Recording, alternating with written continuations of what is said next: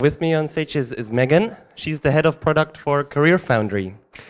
Yeah. And I'll hand this over to you. Perfect, thank you. Yes, I'm from CareerFoundry. Do we have any of our Berlin-based students or alums in the crowd, just out of curiosity? No, oh, too bad. So we offer online bootcamp courses for career changers looking to get into the tech field. So we offer web development, user experience, user interface, and iOS, as well as a couple of special courses for people looking to upskill in topics like voice design. So I wanted to talk today a little bit about online education, which is maybe a little bit less exciting than getting to play with kids all day. But I wanted to share a little bit about our learnings from what we've learned at CareerFoundry. So automation and AI are big buzzwords in EdTech right now, as well as in a lot of other industries. And as you guys have been hearing, there's a lot of really cool things that you can do with systems and machines. So I wanted to really briefly explore how we are using it in online education.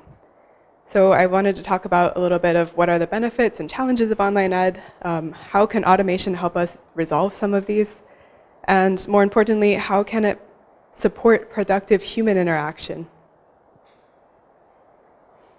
So online ed has become a big deal in the last few years, and it's continuing to grow. Well, why is that? For one, it offers learners a ton of flexibility, so they can plan their study time around their other commitments. So a lot of our learners are working, they're taking this part-time. We have a lot of people with families. So it allows people who couldn't enroll in a traditional program to come and study something. It also tends to be cheaper than traditional education, and learners don't end up having to pay for things like transportation. It also offers learners a lot of control, and as we heard earlier, this is important from childhood education all the way up until adulthood. It lets learners control their study environments. It lets them control the pace of their education. So people who need different rates of time to absorb materials can take the time that they need to really go through things. So it means that we're less likely to leave students behind when they can look at materials at their own pace. And for adult learners, this is really, really important. This is really motivating for them. With technology, we can also do a lot of things to give them faster feedback, and we'll talk about this a little bit more later in the presentation. And on the company or the institutional side, it allows you to serve a broader population of learners, and that's really, really exciting because you get to work with people who otherwise wouldn't be served by traditional education. So for example, at CareerFoundry, we have a ton of working mothers studying with us, and that's a really exciting group to be able to serve. Unsurprisingly, there's also a lot of challenges with doing online education. People can struggle with technology, so before they even get to the materials, they're already struggling with how to get to the materials in the first place. External commitments are a really tough one for online learners. So as I mentioned before, a lot of our learners are people who are still working, they're people who have young families, they're people who are trying to change careers. It's really tough. One study by another online institution, Open University, said they lost about a third of their learners throughout the process because of external commitments. So it's a big deal. It's really tough to be an online learner. That kind of stuff leads to procrastination and low motivation. And one of the biggest challenges for online learners is isolation. They feel really, really alone, like nobody's helping them, and that makes them very demotivated. So again, on the company or the institutional side, this is a big deal because it means you have a lot lower retention and a lot lower completion rates among your learners. So how do we tackle these monsters? Well, none of these issues are very easy, but they're really important. So I wanted to talk a little bit about what we're doing to deal with these by using technology intelligently. So you've been hearing already that there's lots and lots of suggestions to address these challenges through automation. If you keep up with industry letters like EdSurge, you'll see a lot of mentions of things like personalized learning, adaptive learning, chatbots, AI, all kinds of stuff. And you can use technology to do a lot of cool things. As I mentioned before, you can give learners a lot faster feedback on what they're doing. Again, we'll talk about that more later.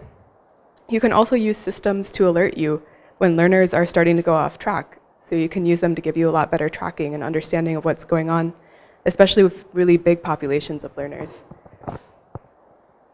It also allows for a more personalized learning experience. So you guys might have heard of adaptive learning. That's when you can set up a system and set up differential learning paths from the start. So let's say a learner comes along to a node, and one learner gets it right, they can go on one path, another learner gets it wrong, they can be sent on another path, and the system can do this for you. So it's a really, really exciting time to be in education because there's all these tools and all these possibilities you can use to work with students. And on the business side, this means that you have less time spent on administrative tasks. Basically, you get more bang for your buck in terms of staff time. And a lot of companies are looking at it as a means to lower the overall cost per student and instead invest the money in other parts of the learning experience. So that sounds pretty cool, right? It saves on costs, it cuts down on time you need. But if you've been following this, there's also a lot of fear. And I think we heard this in one of the talks earlier. There's a lot of tension, especially coming from teachers, that they're going to be replaced. And this applies beyond education into service industries as well. There's a lot of companies talking about it like, oh, we're going to replace our customer service agents. So there's a lot of fear around automation. So I wanted to explore a little bit how to use it, not to replace people, but to make our human contact better and more effective. So again, in all of the hype around automation, I think it's important not to lose sight of what the original purpose actually was, which is to help the learners feel more motivated, more in control, more connected, and to allow teachers to spend more time helping people with what's actually really important, like where they're getting stuck. So you're not going to get the connected part of online education without having real human contact. So what we're really looking at is not how to automate for scale or how to remove interactions, but how to automate in a way that makes potentially fewer interactions that you can afford in large populations more productive and meaningful. So I wanted to take a minute to talk about blended learning. Like, this idea isn't new. Blended learning's been around since the late 1990s. The idea is that you have learners go through class materials on their own time, so using formats like video or just studying outside of the classroom, and they can do their assignments. And then when they come in, they spend the time with the instructor and with their peers doing really productive things like discussion and having the instructor help them with places where they've gotten stuck. You may also have heard the term flipped learning. It's another type of blended learning where learners, again, go through materials outside of the classroom, and then they come in and do what you traditionally consider to be the assignment part in the classroom with help from their teachers. So this kind of thing puts a lot more responsibility and control on the student. It lets them be in charge of their own learning. It lets them take the time they need to go through materials. And it makes the teacher more of a mentor than a lecturer.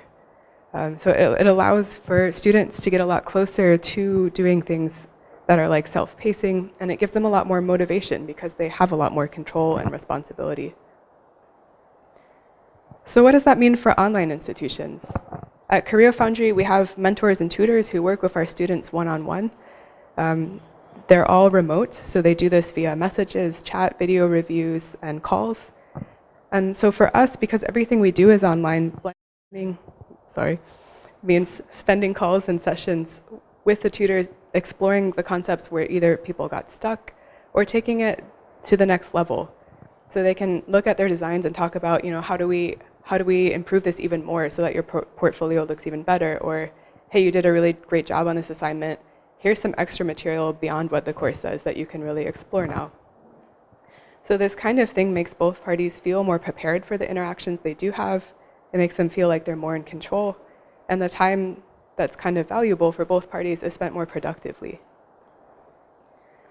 So I wanted to bring up this quote from Sal Khan of the Khan Academy.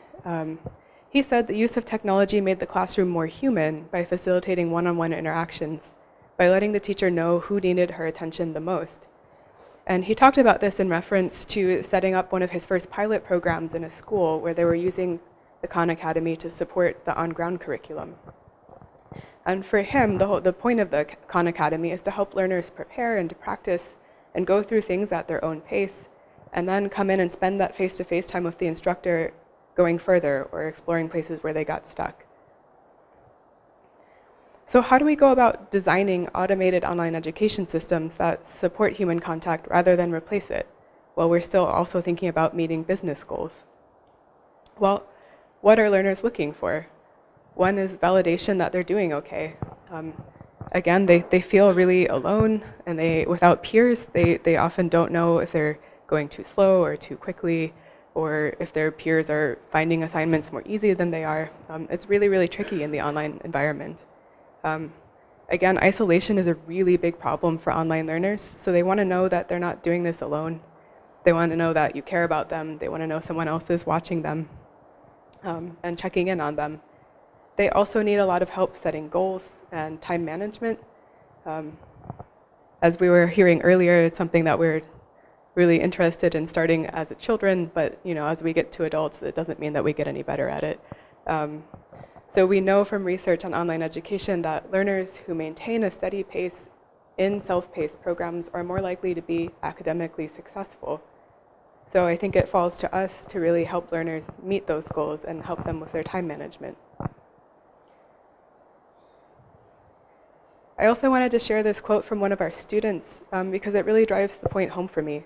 So this is a quote that we got from one of our iOS students early last year. And he said, "It would be really great if an instructor could check in from time to time. Sometimes I feel I'm stuck. I get really demotivated by that. I can even lose several days merely because I don't want to come back to the course. It could definitely help if someone would just cheer me up and let me know that I need to go forward." So again, this really drives the point home for me. Even though people are taking online courses or interacting with online services because they're convenient, because they're flexible, what they're really craving is interaction and knowing that they're not doing these things alone. So in short, we're trying to avoid having learners feel like this. So what is automation great for getting done that gives us more time to spend on better contact?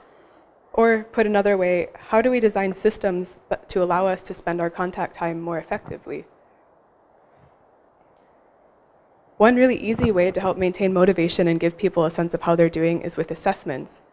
So again, this stuff isn't terribly innovative. Quizzes have been around forever. I'm sure we all remember some horror quizzes from when we were in school. But things that can be graded or produced by a system and that are low stakes, so in other words, they don't have a really big impact on the final score, they give learners the opportunity to practice, to feel more confident in what they're doing, and to feel like they know where they are. They can then, if they run into really hard problems, they can then go to an instructor to get help with it. There's also tons and tons of software out there that can do things like generate random practice problems for you. You see this a lot in like math. There's even some coding stuff that does this.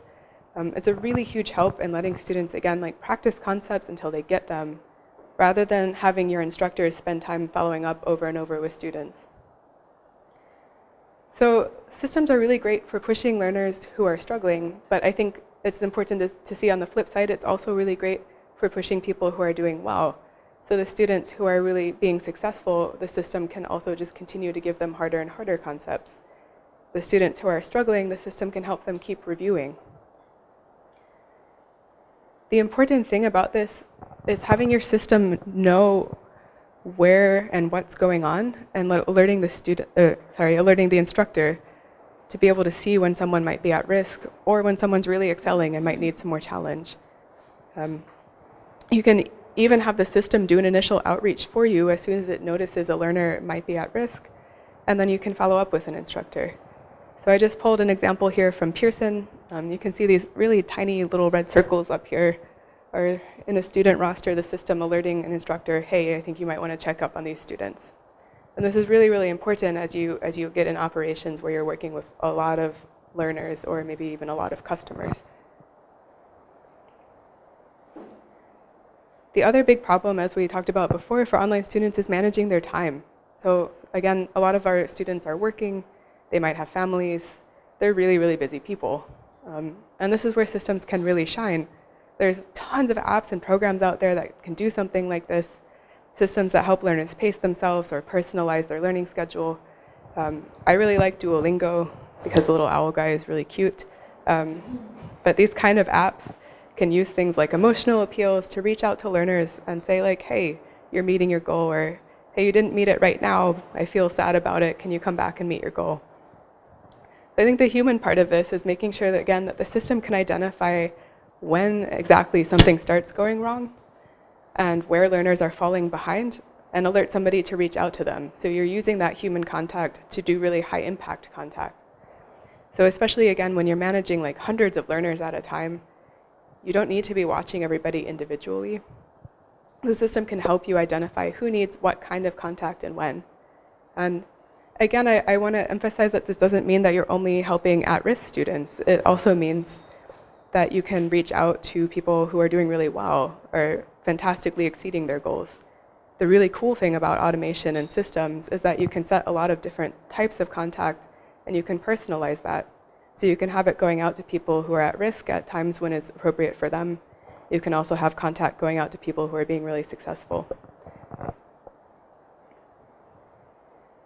So to me, the most important thing that we can do to keep the human in online ed while using systems to our advantage is to think really carefully about how we design our messaging. So when you talk about personalized messaging, a lot of people think about things like HubSpot and say like, yes, you can put in a name field or some other types of personalized fields and send out a message that has a lot of custom things in it, and that's personalized. I don't think that's all there is to it. So what we've tried at CareerFoundry is messaging that starts out as automated, but that inspires real and productive conversations. And it also lets us know when students might be at risk or maybe helps shape the way that we interact with them. So I wanted to share 2 of our messages from our student advisors.